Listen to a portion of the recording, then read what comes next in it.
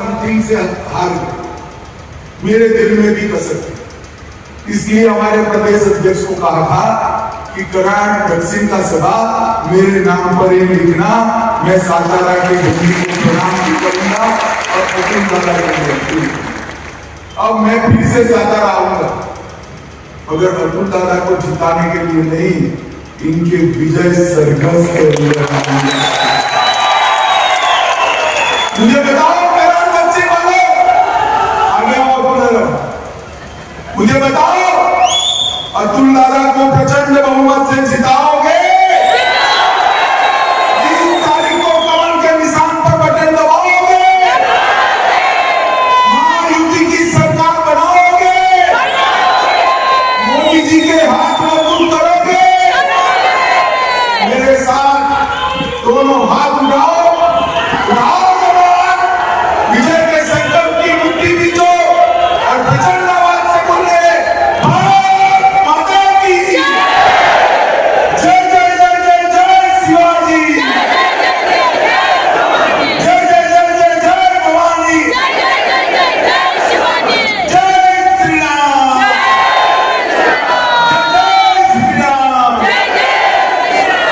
राम, बहुत बहुत धन्यवाद।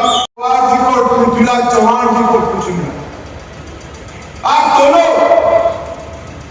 यूपीए की सरकार में मंत्री रहे, यहां के विधायक पीएमओ में मंत्री रहे, 10 साल तक यूपीए की सरकार चली। आप जरा हिसाब लेकर आओ, कराड़ दक्षिण में महाराष्ट्र को क्या मिला? हिसाब किताब लेकर नहीं आते हैं, मगर भाई मैं तो बनिए का बेटा हूं, मैं हिसाब पूरा लेकर आया हूं आपको बताने के लिए। 10 साल तक शरद पवार और पृथ्वीराज चौहान मंत्री रहे, महाराष्ट्र को सिर्फ 1,91,000 करोड़ रुपए, 1,91,000। कितना दिया जरा जोर से बोलो तो भाई? 1,91,000।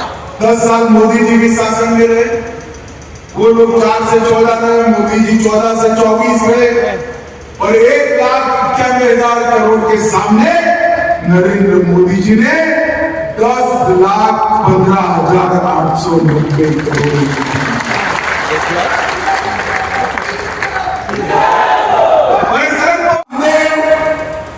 और कृष्णा माई को प्रणाम कर कर मेरी बात की शुरुआत करना चाहता हूं। पूरे देश को जिन पर गर्व है वो छत्रपति शिवाजी महाराज, धर्मवीर संभाजी महाराज, महात्मा फुले, क्रांति ज्योति सावित्रीबाई, डॉक्टर आंबेडकर जी और तिलक महाराज की इस भूमि को प्रणाम कर मेरी बात की शुरुआत करनी। अतुल दादा ने कहा कि मैं दूसरी बार आया। अतुल दादा, मैंने सामने से मांग कर कहा है, कराड़ दक्षिण में जरूर जाऊंगा, मुझे क्योंकि कराड़ वालों, गत विधानसभा में मैं आया था, आपने काम अधूरा रखा, 9,000 वोट कम दिए, सिर्फ 4,500 वोट इस ओर देते तो हमारा अतुल दादा अब तक एमएलए बन गया। कोई बात नहीं, फिर से एक बार मौका है। मैं आपको कहने आया हूं, आप अतुल दादा को विधायक बना दो, उसको बड़ा आदमी बनाने का काम भारतीय जनता पार्टी।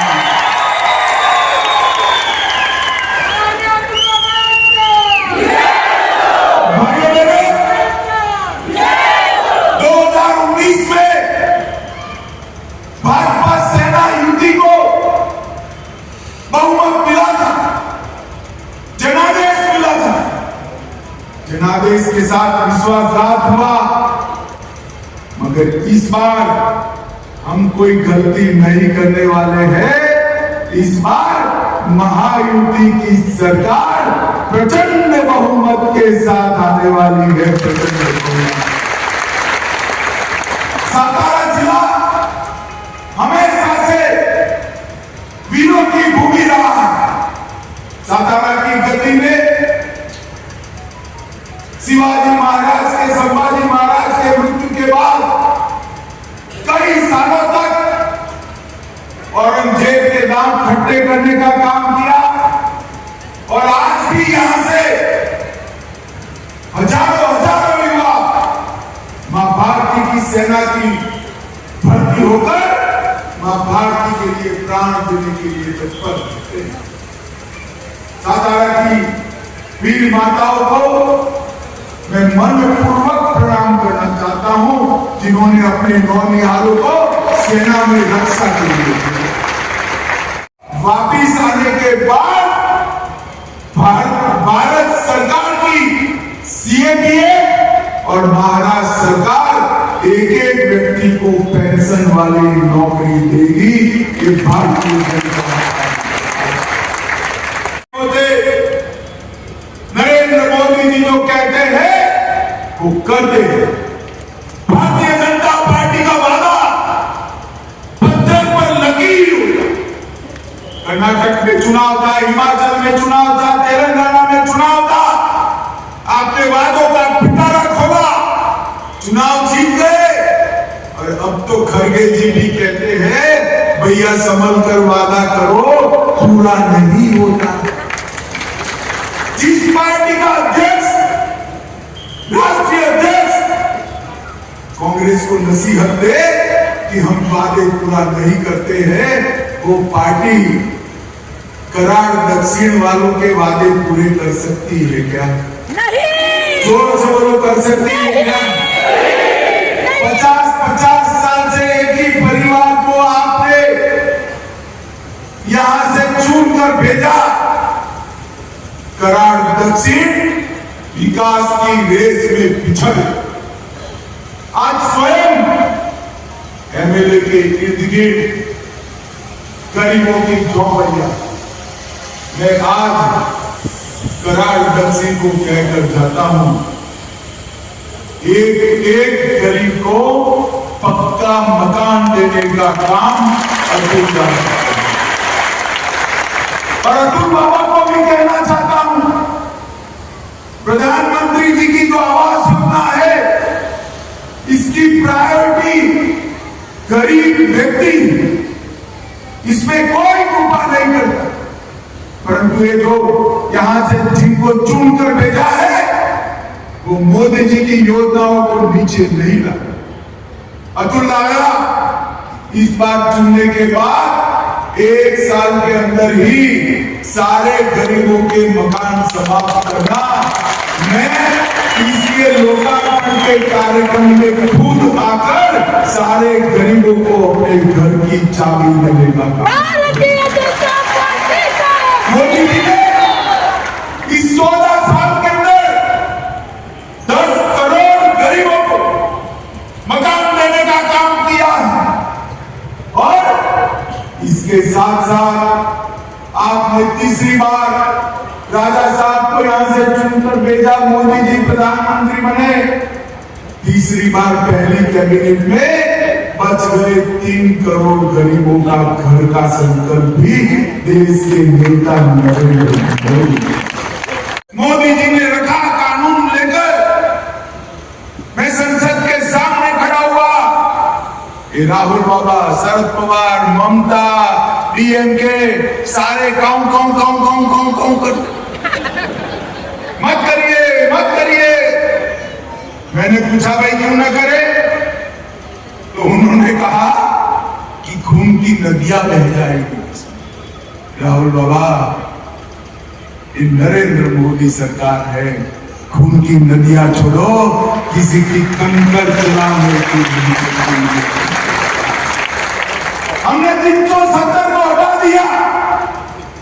अभी वहां नेशनल कॉन्फ्रेंस और कांग्रेस की सरकार आई, 2 दिन पहले उन्होंने गाड़ी की सरकार आई, तो महाराष्ट्र में भी इसका रिपीटेशन होगा। मगर कराड़ वालों, आप चिंता मत करो, ना गाड़ी की सरकार आनी है, ना किसानों की भूमि वक्फ की भूमि होगी। आज मैं दक्षिण कराड़ के लोगों को कहकर जाता हूं कि भारतीय जनता पार्टी इसी सत्र के अंदर वक्फ का बिल भी लाएगी और इसको पारित भी कराएगी। भाइयों बहनों, मोदी जी ने समृद्ध भारत का वादा देश की जनता के सामने, और समृद्ध भारत तभी बन सकता है कि भारत के राज्य समृद्ध महाराष्ट्र के निर्माण का नरेंद्र मोदी जी और हमारे नेता देवेंद्र फडणवीस का संकल्प। हमने यहां यूपी सरकार के माध्यम से समृद्ध भारत, समृद्ध महाराष्ट्र के निर्माण के लिए ढेर सारे कदम उठाए। शरद पवार जी जो है, ईसाइयों में भी झूठ बोलने से बात नहीं आते। वो कहते हैं महाराष्ट्र में इन्वेस्टमेंट नहीं आ रहा है। पवार साहब, आपकी सरकार थी ना उद्धव जी के साथ, तब नंबर नीचे गया। हमारी एकनाथ शिंदे और देवेंद्र जी की सरकार आने के बाद 2 साल से भारत में सबसे ज्यादा विदेशी निवेश किसी एक राज्य में आ रहा है तो हमारे महाराष्ट्र के अंदर आ रहा है। रखते हैं, बहुत भले आदमी, पढ़े लिखे आदमी, वो जीआईडीसी की बात कर रहे हैं। मैं आज कहकर जाता हूं, एक बहुत बड़ा अच्छा राष्ट्रीय स्तर का इन्वेस्टमेंट हम करार रखेंगे। भाइयों बहनों,